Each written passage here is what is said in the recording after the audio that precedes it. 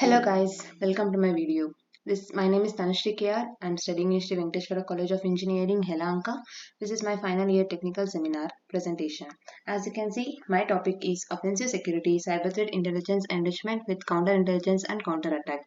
Before we get into the video, let us see what is cyber threat intelligence. Cyber attacks on financial institutions and corporations, they are on the rise, particularly during the pandemics. These attacks are becoming more sophisticated. Reports of hacking activities against the government and commercial sector organizations, they are garnered a lot of attention in the last several years. So by design, the focus of cyber threat intelligence is exclusively defensive. This is because most of the CTI derived analysis output is intended to prevent the breaches or facilitate the early detection. So there is a need to have a mechanism for unmasking the attacker. In this research, we demonstrate the cyber threat intelligence enrichment with counterintelligence and counterattack combined with certain new methods to exploit the adversary's vulnerability and fully control the attacker systems. Attackers use a VPN to establish an anonymous connection. A VPI, it creates a very secure tunneling to the internet with the VPN server acting as a middleman between the attacker and the web.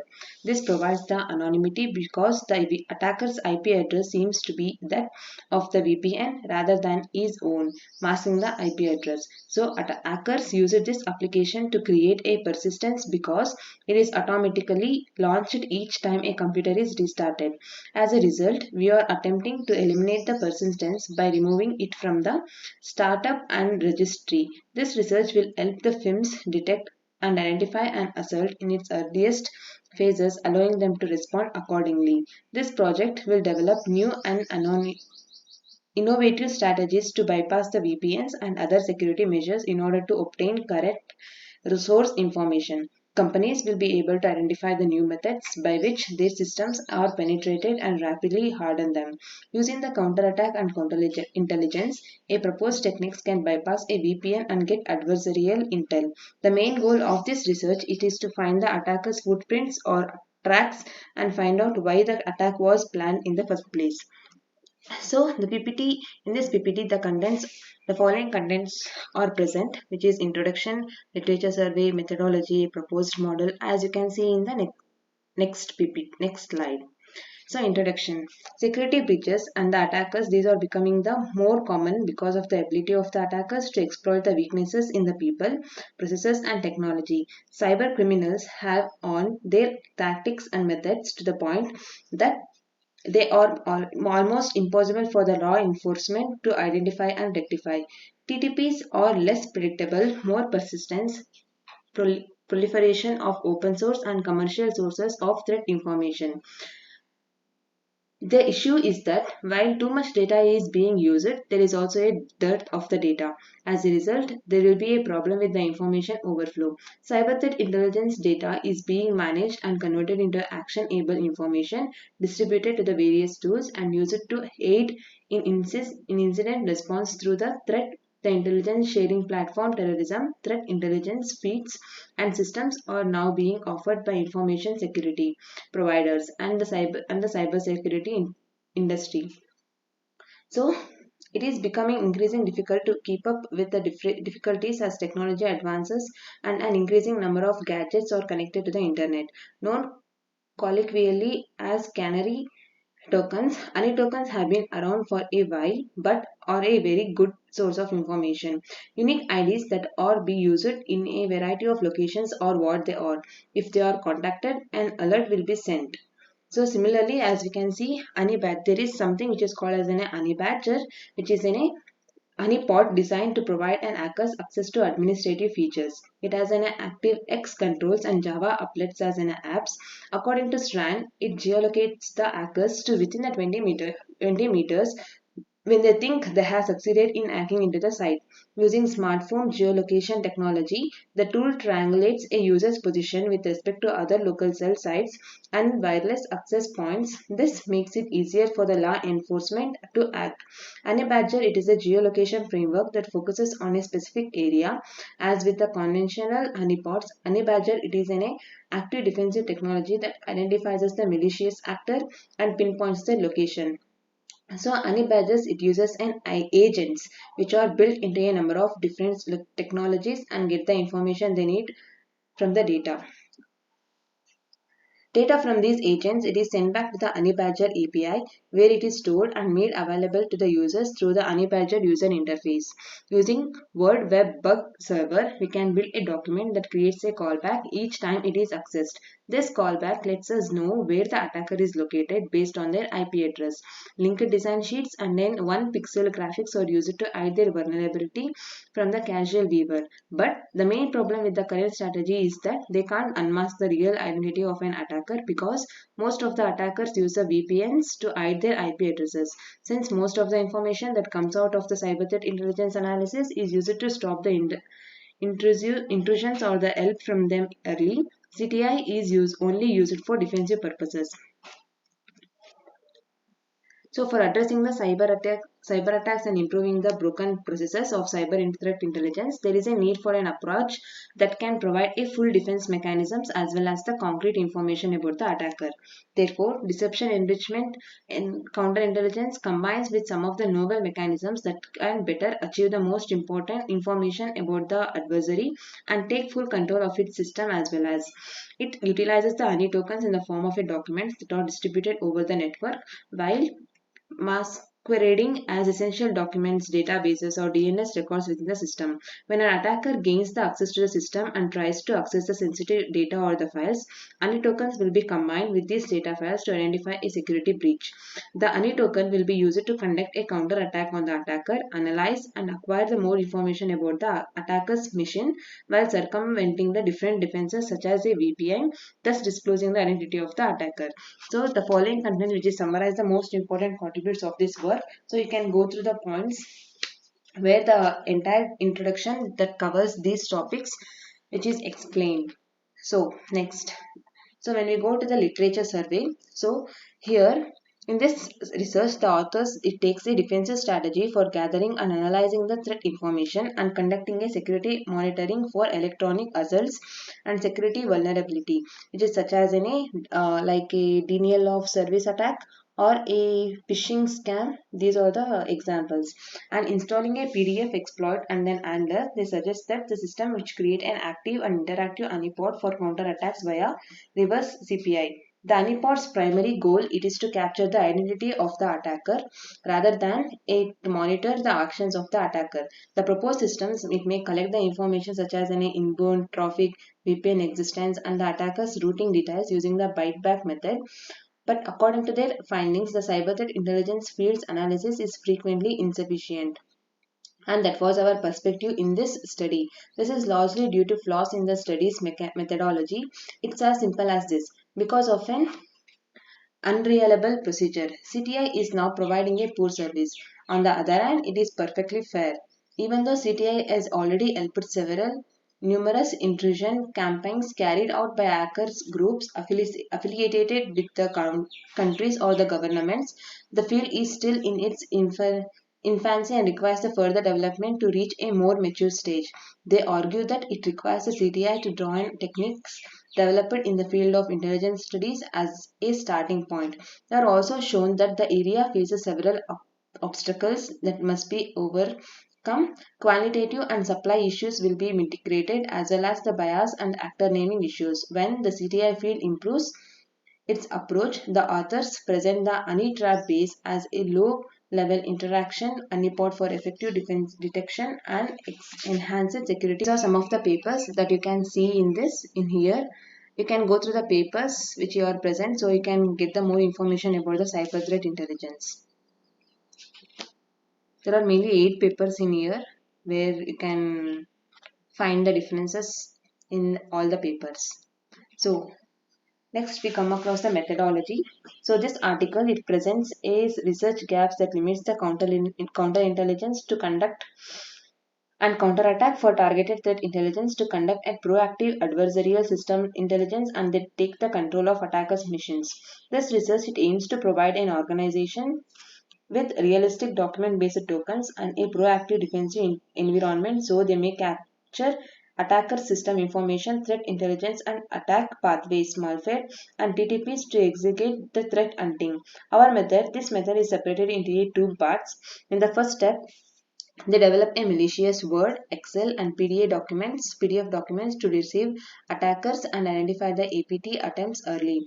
We use cyber deception to obtain the opponent's information and then discover them early. So the methods which are used in these research papers, their main goal it is to data collection and then analysis. They have set up a honeypots which is like in a Cobri and then Windows, inserted the loot documents and then used the secure shell and remote desktop protocol to collect the information on vulnerable computers.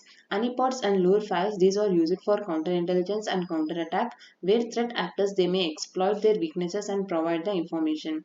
This data is collected after the system is installed and functioning, but before it's placed into the service. The operation which is used a well-known company's public IP address. The attackers misunderstood the system as a part of the organization and took the advantages of the situation by stealing the important files. The attacks were registered, allowing us to study them in detail, uncovering the important information about the attackers. This let us obtain the adversary information. So this investigation will find the attackers' traces and the exact goal of the attack. All the testing data utilized in this project is authentic, unmodified information. And next part, which is a data analysis. Here they have used a variety of tools and the packages in the many of the languages as well as the public online resources to analyze the data. The most popular coding tools they have used is Visual Studio Code. They have picked it because it has a very simple user interface which requires a data processing power, can be executed, it can be very extended and allows us to run the code in several conditions at once. So Visual Studio Code's easy integration with the Google collaboration with another important factor. They mostly use the Visual Studio Code, a Microsoft software, VBA, and then Google collaboration. But when it comes to the data analysis aspect of the project, they have decided on the Python since it offers an easy to use syntax, a large support community, and then availability of the online packages. And next, it is an evaluation method and criteria. So as we can see in the previous methods, the counterintelligence is used for the deception, but the deception is not a new idea and it has been exclusively utilized by the academics and practitioners since its inception. But there are numerous unknown use cases that might make it the most cost effective and commonly used security solution on the market. But the most common scenario, which includes the use of the cyber deception, counterintelligence, and counterattack frameworks, as well as the uncertainty factor. They have utilized the decoy files to enter an attacker's computer.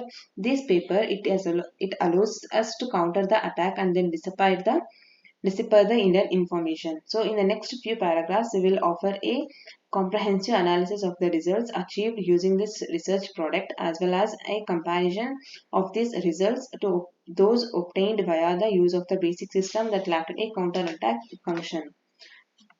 Next, the proposed model. The counterattack intelligence is used so infrequently and cyber attacks have increased to such an extent that in addition to mitigating them, we should have a look for other novel methods based on which we could not only stop the attacks but also easily track any attacker and even hack into the system completely. This study also covers the research gaps. As it extends, the main problem with the previous technique is what if the attacker uses a VPN? Then the basic information the attacker displays is wrong, like an IP address. To solve these problems, we have created an environment for counterintelligence and counterattack.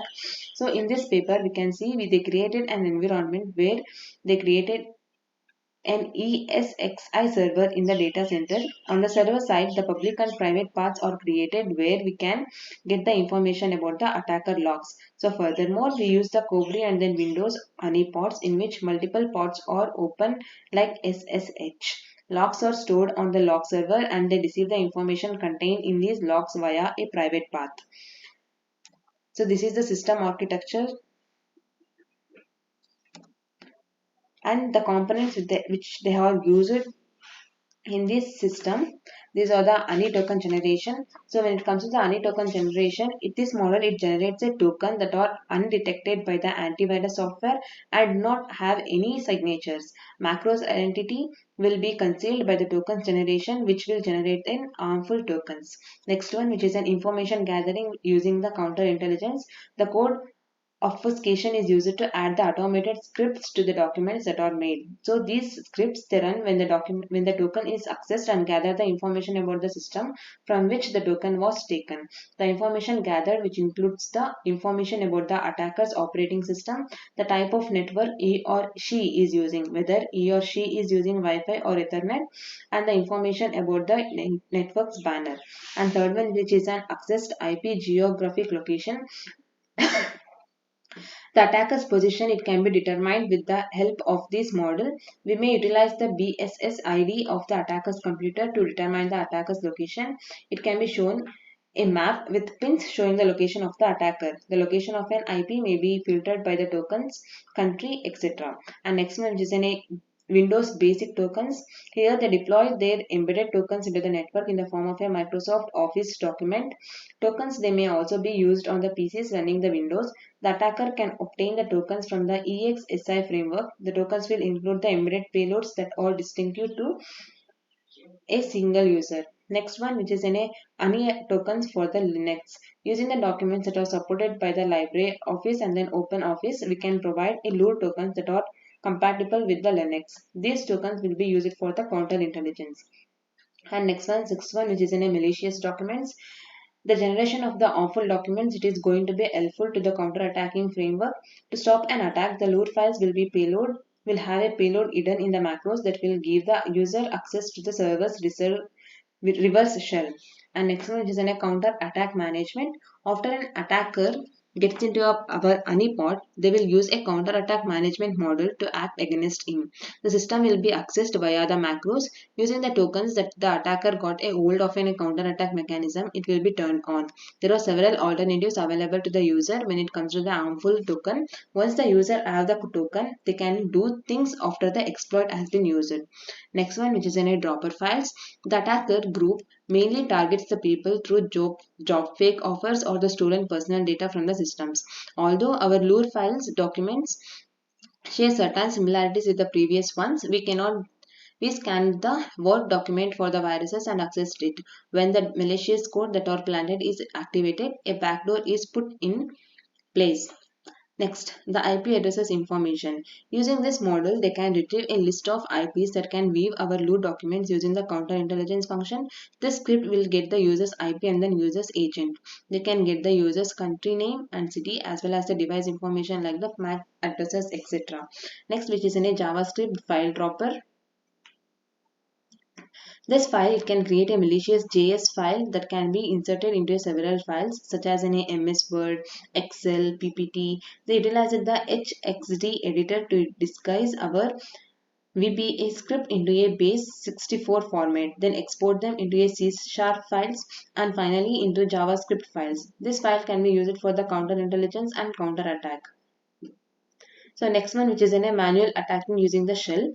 As the tokens are obtained by the attacker, the user is granted reverse shell access. It will be possible for the user to perform the commands on the shell of the attacker. On the C2 server, the user will get the result of these operations. Post-exploit, the user might utilize the shell access to carry out the further attacks. To keep the connection open, the tokens macro will use the shell access as a backdoor by taking the advantage of the shell access. And last one, which is in a disabling macro option via EXE. It is very necessary to have an understanding of what the system loads at the startup in order to account for the fact that the registry is loaded before the kernel. While attempting to take a command and control session inside the attacker system, there are a number of issues that arise. In order to get the control of the adversary system, we are in the process of creating the many lure files. Our lure document that is downloaded via exe. The moment an attacker clicks on our executable, the values in the registry are modified and the malicious files are downloaded on the attacker's machine. And after these things, so let us come across the results and then evaluation of the paper. The report was published on the GEOS sandbox and the process it reveals that the main executable file checks the system's name, then the MAC address, and finally the old system information. This assault against the Al Jazeera was a total recognition. Attackers may or may not prepare a broader assault based on this one, but this attack shows the intruders knew about the Al Jazeera's antivirus software. If an attacker knows about the antivirus, they may target it. Malware experts have classified this attack as both an evader and a Trojan. Spyware and then randomware may have a persistent link to the victim's PC. So the categorization of the attacks is shown in the figure. This is the classification of the figure attacks on the system. And there is this which is called as a window log and then Covry logs. The difference is, as you can see in the diagram, the differences between these video logs and then Covry logs. So the above figure, the Windows logs, it shows the window honeypot logs and then activity which is done by the attacker. For better evaluation of the proposed approach, they mapped the collected TTPs and then payload into the MITRE, ATT and CK frameworks.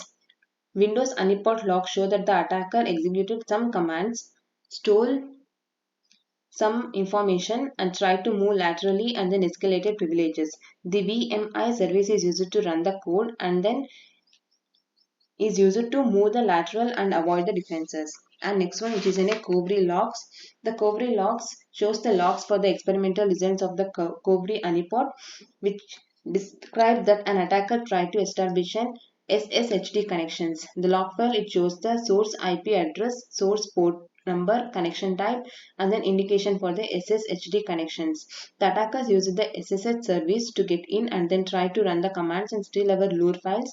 They also tried to execute the remote commands. They have collected the logs of all the commands executed by the attacker using an SSHD connection.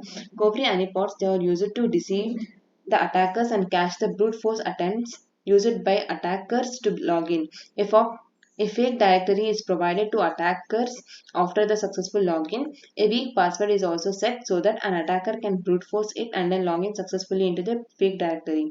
Inside the fake directory, they placed a malicious document type tokens that are used to do the counterattack and counterintelligence features.